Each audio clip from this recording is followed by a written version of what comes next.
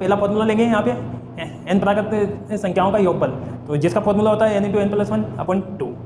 इसके बाद में लगातार n सम संख्याओं का योग का फॉर्मूला लेंगे, वो होता है n × n+1।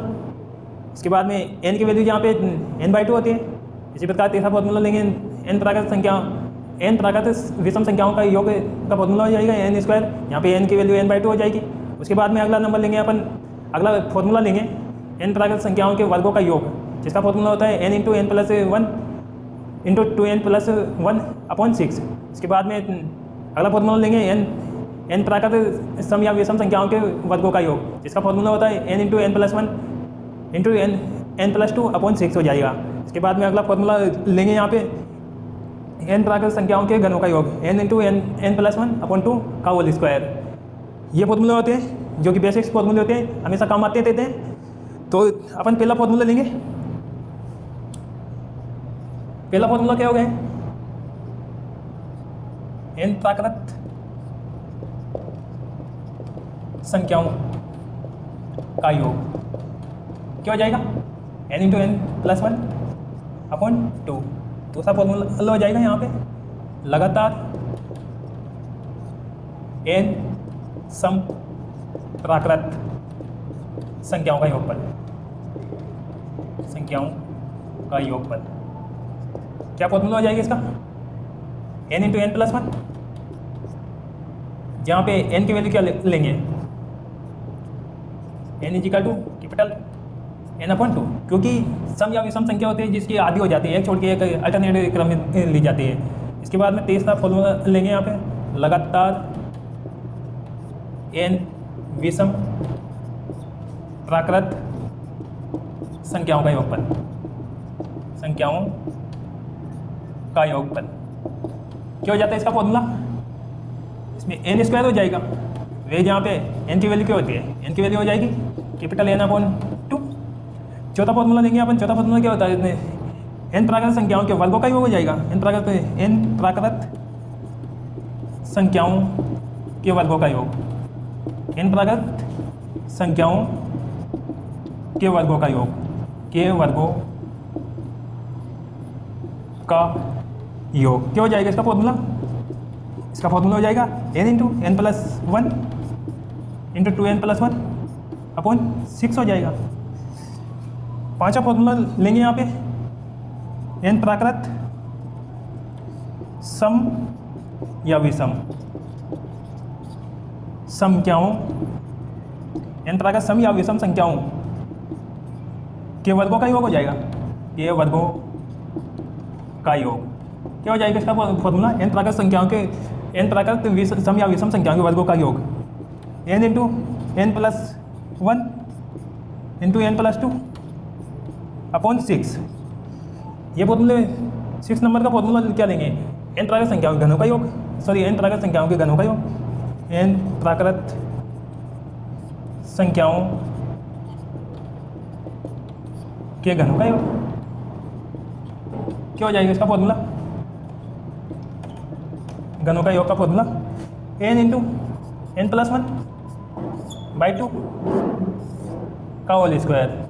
ये फॉर्मूला हो जाएगा। तो इसके बाद में अपन लेंगे, ये बेसिक फॉर्मूले होंगे। इसके बाद में समांतर श्रेणी और गुणोत्तर श्रेणी के बारे में कुछ फॉर्मूले देखेंगे उनके, और उनके बारे में बात करेंगे। तो पहला लेते हैं अपन, पहला क्या 7 नंबर का लेते हैं, समांतर श्रेणी। समांतर श्रेणी क्या होती है? समांतर श्रेणी जिसमें साधवंतर d लेते हैं जो कंटिन्यू सीरीज में चलता रहता है। जैसे ये रहता है, प्रथम पद ये रहेगा तो सेकंड पद में d जोड़ देंगे, थर्ड पद में a+2d जोड़ देंगे, a+3d, ऐसे कंटिन्यू चलता रहता है।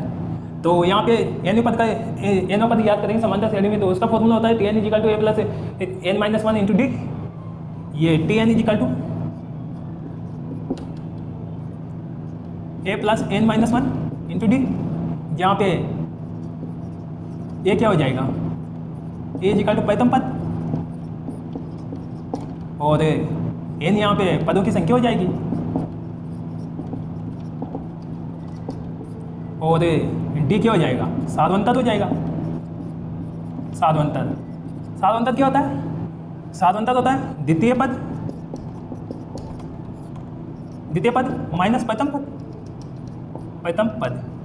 इसके बाद में एन पद ज्ञात करने का फॉर्मूला हो गया अपने पास, फिर एन पदों का योगफल यानी एसएन, एन पदों का योगफल का फॉर्मूला होता है n upon 2 into 2a plus n minus 1 into d. ये एन पद समान श्रेणी में एन पदों का योगफल ज्ञात करने का फॉर्मूला हो जाता है। एक दूसरा फॉर्मूला भी होता है इसका S N is equal to n/2 into a यानी प्रथम पद इंटू अंतिम पद, वह जहाँ पे एल इजिकल टू अंतिम पद। इसी प्रकार 8वां पॉइंट लेंगे यहाँ पे गुणोत्तर श्रेणी। गुणोत्तर श्रेणी क्या होते हैं? गुणोत्तर श्रेणी में साल अनुपात का अंतर बढ़ता रहता है। तो गुणोत्तर श्रेणी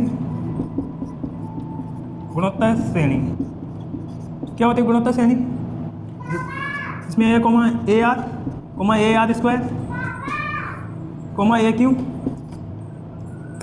कोमा ए आर की फोर हो जाएगी इसमें। तो उसके बाद में साल अनुपात, इसके बाद में साल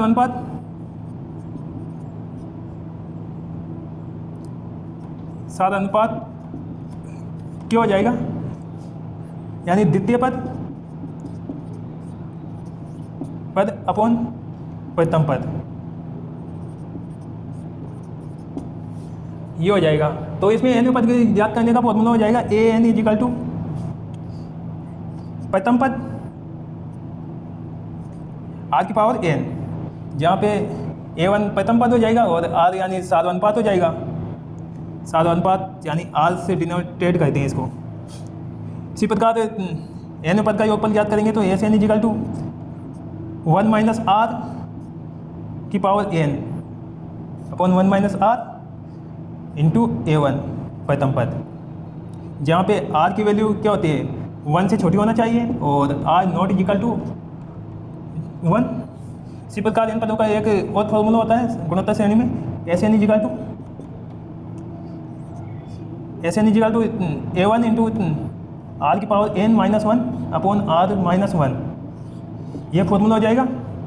जहाँ पे r की वैल्यू यहाँ पे 1 से बड़ी होना चाहिए और नॉट इजिकल टू 1। ये फॉर्मूले होते हैं बेसिक फॉर्मूले जो काफ़ी क्वेश्चन सॉल्व कर देते हैं डायरेक्टली। इसी प्रकार इसमें आर की वैल्यू सार्वनुपात होगी, ठीक है।